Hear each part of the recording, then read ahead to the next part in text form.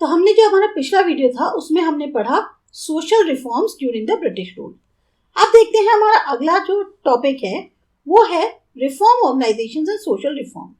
जिस इंस्टीट्यूशंस की ज्यादातर स्थापना की गई 19th सेंचुरी में, उनका बहुत इंपॉर्टेंट रोल रहा है सोशल रिफॉर्म्स को लाने में। ब्रह्म समाज जो है उसको स्टैब्लिश किया राजा राम मोहन रॉय ने 1828 एडी में, और ये सबसे ज्यादा फॉरमोस्ट माना जाता है। इनको पायनियर कहा जा सकता है सोशल रिफॉर्म्स का। इन्होंने अमित्य सभा, इसकी भी स्थापना करी 1815 एडी में। एक बहुत बड़ा कैंपेन चलाया सती सिस्टम के अगेंस्ट बंगाल में, और इसको पब्लिश भी किया मैगजीन जिसमें उनका नाम था संवाद कौमुदी 1821 एडी में।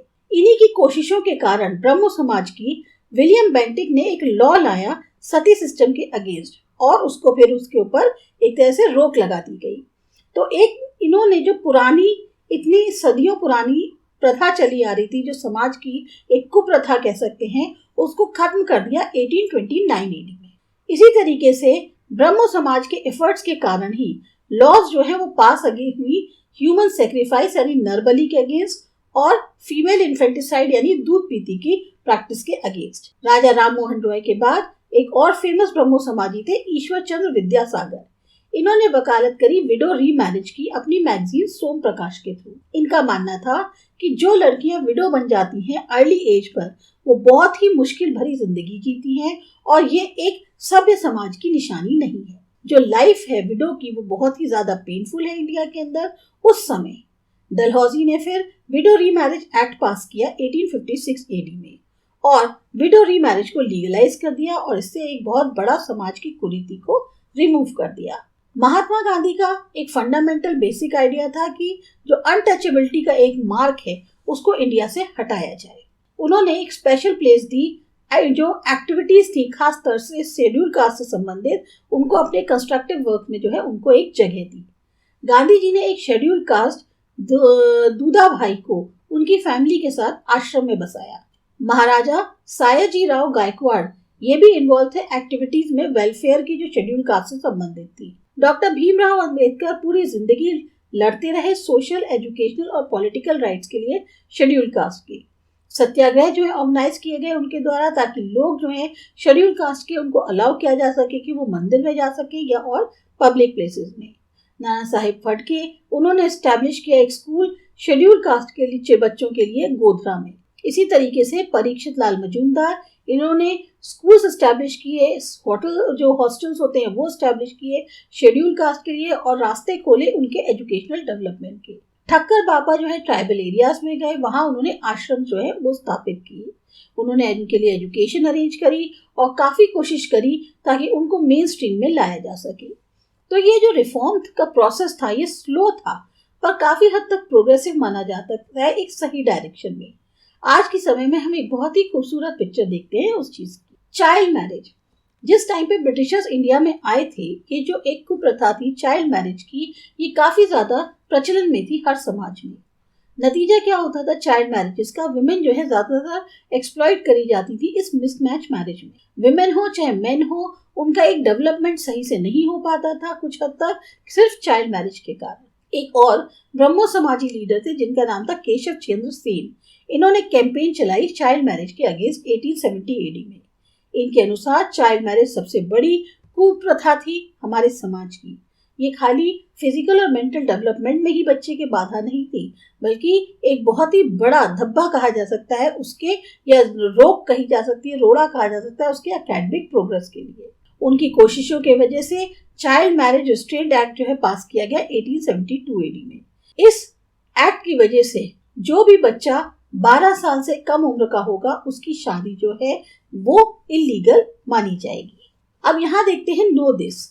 चाइल्ड मैरिज एक तरह से शापित प्रैक्टिस कही जा सकती है जो विमेन की हालत हो जाती थी उसके लिए। केशव चंद्र सेन के एफर्ट्स की वजह से इंडियन रिफॉर्म एसोसिएशन की स्थापना की गई 1870 एडी में। 1872 एडी में ब्रह्म मैरिज रूल्स जो हैं वो लाए गए। 1846 एडी में जो एज थी मैरिज की वो फिक्स करी गई 10 साल की। अब जो एज थी मैरिज गर्ल की वो इंक्रीज कर दी गई 10 to 12 इयर्स जब एज ऑफ कंसेंट एक्ट आया 19 मार्च 1891 को। 1930 एडी में जो शारदा एक्ट था उसके अंतर्गत जो मैरिज एज थी गर्ल की अब वो 14 साल कर दी गई। इंडिपेंडेंस के बाद 1949 एडी में और 1978 एडी में ये जो एज थी ये रेज करके हो गई 15 to 18 ईयर्स। ये लॉज जो है वो धीमे धीमे अपनाई गई। जो इन प्रभाव था वेस्टर्न कल्चर का, या जो एक टूट हो रही थी जॉइंट फैमिली की, स्प्रेड जो हो रहा था एजुकेशन का, उसने कहीं ना कहीं ये जो कुरीति थी या कुप्रथा थी समाज की चाइल्ड मैरिज की, उसको स्टॉप कर दिया। फिर आता है गर्ल्स एजुकेशन, जो एक नतीजे थे विमेन को दूर रखने के एजुकेशन से, वो काफी हद तक देखे जा सकते थे इंडिया के अंदर। अगर आधे से ज्यादा समाज जो है वो पढ़ा लिखा नहीं होगा तो वो सोसाइटी के लिए भी काफी घातक सिद्ध होगा। जो विमेन का योगदान है वो बहुत बड़ा होता है एक अपने बच्चे को बड़ा करने में। अगर वो पढ़े लिखे नहीं होंगे तो जो हमारा समाज है वो भी एक तरह से स्वस्थ नहीं होगा। तो गर्ल एजुकेशन बहुत ज्यादा जरूरी थी। वुड्स डिस्पैच जो है वो बताता है गवर्नर जनरल को सजेशन थे कि आप प्रमोट करें वुमेन एजुकेशन इंडियन पीपल के अंदर। जो ग्रांट इन एड सिस्टम था प्रपोज किया गया था वुड डिस्पैच में, वो उसमें मेनली क्या शामिल था, एजुकेशन इंस्टीट्यूशन को एस्टैब्लिश करना गर्ल्स के लिए। इंडिया के अंदर उस समय के जो गवर्नर जनरल डलहौजी थे उनका काफी पॉजिटिव एटीट्यूड था विमेन्स एजुकेशन के प्रति। जहां गाइड कर रहे थे काउंसिल फॉर एजुकेशन को, उन्होंने डिक्लेयर किया कि गवर्नमेंट को एक्सेप्ट करना चाहिए रिस्पॉन्सिबिलिटी एजुकेशन की, जैसा कि मेंशन किया गया है डिस्पैच में 1854 एडी के। और इसी के कारण कई सारे नए गर्ल्स स्कूल की स्टार्टिंग हुई। विडो रीमैरिज, मिडिवल इंडिया में विडोज को अलाउड नहीं था रीमैरिज करने के लिए। उस समय अर्निंग सिर्फ मेन के द्वारा होती थी। अगर इस तरह से किसी अर्निंग मैन की डेथ हो जाए तो उससे उनकी विडोज की लाइफ बहुत ज्यादा मुश्किल भरी हो जाती थी। इस कंडीशन को रिमूव करने के लिए बहुत जरूरी था कि विमेन को पढ़ाया जाए, उनको फाइनेंशियली सपोर्ट किया जाए और उनकी दोबारा शादी की जा सके। विडो रीमैरिज प्रैक्टिस करी जाती थी एंशिएंट इंडिया में, पर फिर वो रुक गई, बंद हो गई। सोशल रिफॉर्मर्स ने कई कोशिशें करी रीमैरिज के लिए विडोज की। उसमें थे राजा राम मोहन रॉय, ईश्वर चंद्र विद्यासागर, जो कि मेन फिगर्स थे। सोशल रिफॉर्मर्स ने बुक्स प्रिंट करी, पैम्फलेट छापे, ताकि जो विडो की मैरिज है उसके फेवर में, ताकि जागरूकता आ सके। महाराष्ट्र में Mahadev Govind Ranade, Ramabai Ranade, Jyotirao Phule, Savitri by Phule, Maharshi curve, Gopal Krishna Gokhale, इन सब ने लॉन्च करा एक बहुत बड़ा कैंपेन वो विडो रीमैरिज के लिए और चाइल्ड मैरिज के अगेंस्ट। इन्होंने चैलेंज किया सोशल इविल्स को और विडो आश्रम्स जो है वो काफी सारे स्टैब्लिश किए। इन्होंने इंस्टीट्यूशन स्टैब्लिश किए एजुकेशन के लिए विमेन की। 1844 एडी में दुर्गाराम मेहता जी ने जो है मानव धर्म सभा सूरत में जो है उसकी स्थापना करी और कुछ बहुत ही महत्वपूर्ण काम किया ताकि लोगों को सुपरस्टिशन से, ब्लाइंड फेथ से और ये जो टोने टोटके वाली एक्टिविटीज होती हैं गुजरात में, उससे जो है उनको मुक्त कराया जा सके। इसके अलावा कई बड़े रिफॉर्मर्स गुजरात के, जैसे नर्मद, करसनदास मुलजी, महिपत्रम रूपरम, दलपत्रम, ये सब जो है इन्होंने विरोध स्टार्ट किया चाइल्ड मैरिज के अगेंस्ट और रोक लगाई हुई थी विडो रीमैरिज पे, उसके अगेंस्ट। नर्मद ने एग्जाम्पल सेट किया खुद एक विडो से शादी करके।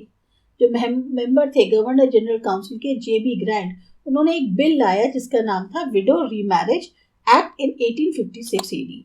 इस लॉ के अंतर्गत श्री चंद्र विद्यारत्न और कालीमती देवी जो है उनकी शादी हुई कोलकाता में। श्री चंद्र विद्यारत्न एक प्रोफेसर थे संस्कृत कॉलेज के। इसी तरह से ईश्वर चंद्र सागर ने भी काफी काम किया विडो रीमैरिज के फील्ड में। कांडुकुरी वीर साललिंगम आंध्रा के अंदर और वेस्ट में Mahadev Govind Ranade, DK curve, RG Bhandarkar, BM Malabari, इन्होंने भी काफी ज्यादा एक प्रभावशील काम किया। अब देखते हैं रामकृष्ण मिशन और स्वामी विवेकानंद की। रामकृष्ण परमहंस जो है वो एक बहुत महान संत थे, हाईएस्ट ऑर्डर के, दक्षिणेश्वर कोलकाता के पास में। सिंपल और स्ट्रॉन्ग पर्सनालिटी थे रामकृष्ण परमहंस और बहुत ही ब्राइट यंग मैन माने जाते थे बंगाल के यूथ में। उसी में ही एक और थे नरेंद्र नाथ दत्त। ये यंग ग्रेजुएट थे यूनिवर्सिटी ऑफ कोलकाता के, जो उनके शिष्य बन गए और बाद में पॉपुलर हुए स्वामी विवेकानंद के तौर पे। इनका जन्म हुआ था 12 जनवरी 1863 में।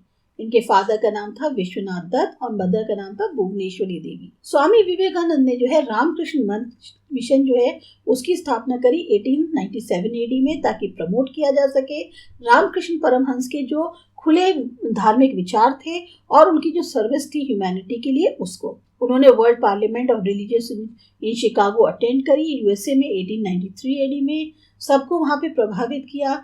जो मेंबर्स थे वर्ल्ड काउंसिल ऑफ रिलीजन्स के, अपने खुद के शब्दों से ब्रदर्स एंड सिस्टर्स। फिर ये अलग अलग कंट्रीज गए और वहाँ इन्होंने इंडियन कल्चर को और ज़्यादा स्प्रेड किया। प्रीचिंग्स की अगर बात करें तो इन्होंने सबसे ज़्यादा अपोज किया जो उस टाइम पे सोशल इवल्स प्रचलन में थे या जो रिलीजियस प्रैक्टिसेस। इन्होंने प्रीच करी सोशल सर्विस और सोशल रिफॉर्म को।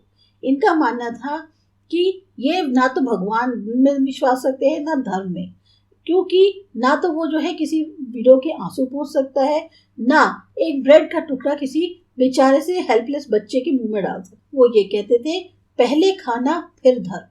उनको भगवान हर एक ह्यूमन बीइंग में दिखते थे। उनके अनुसार अगर इंसान की सेवा करोगे भगवान की सेवा अपने आप हो जाएगी। उन्होंने यूथ को एड्रेस कहा उठो जागो और तब तक मत रुको जब तक अपने गोल को हासिल ना कर लो।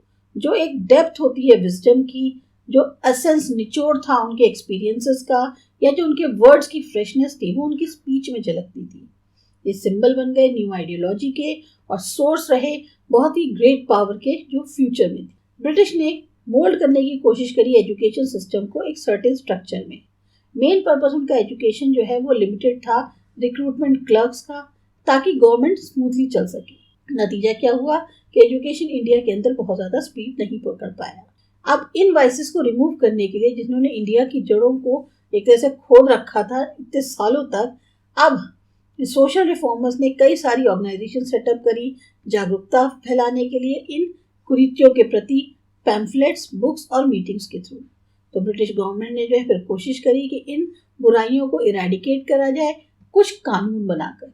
जैसे जैसे समय बीतता गया सोसाइटी एक्सेप्ट करती गई और आगे आगे प्रोग्रेस की तरफ कदम बढ़ते गए। तो ये था आपका चैप्टर। आपको अच्छा लगा, समझ में आया? सब्सक्राइब करो हमारा चैनल आसा एजुकेशन। मिलते हैं अगले चैप्टर।